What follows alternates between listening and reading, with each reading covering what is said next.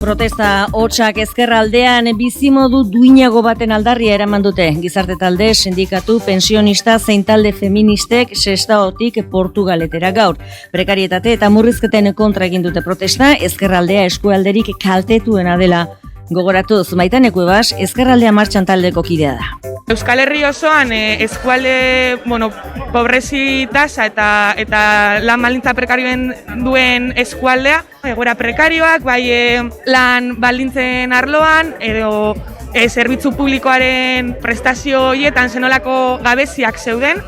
Eta etorkizun duinago baten aldarria eraman dute Sestaotik Santurtzira gaur goizean. Langabezian dauden personek, talde feministek, pentsiodunen elkarteek eta ezkerraldeko talde sozial zein sindikatuek bat egin dute, elkarrekin salatu dute prekarietatea eta gizarte alorreko murrizketa. Hoien kontra egin behar dela azaldu dute Iker Zabala.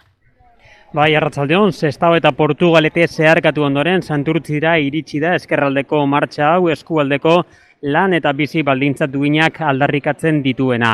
Deitzaileek adierazi duten bezala Euskal Herriko pobrezia tasa handiena duen eremua da ezkerraldea eta Covidaren krisiak aurretik zeuden joerak indartu baino ez ditu egin. Maitane Cuevas, ezkerraldea martxaneko kidea da.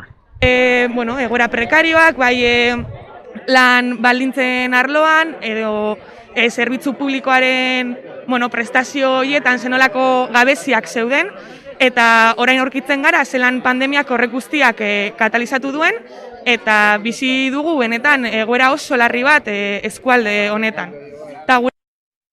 Enpresa arazoak desberdinak badira ere, azken garaien eman diren kaleratze, erregulazio espediente eta etxe kaleratzeak eskualde arazo direla aldarrikatu dute.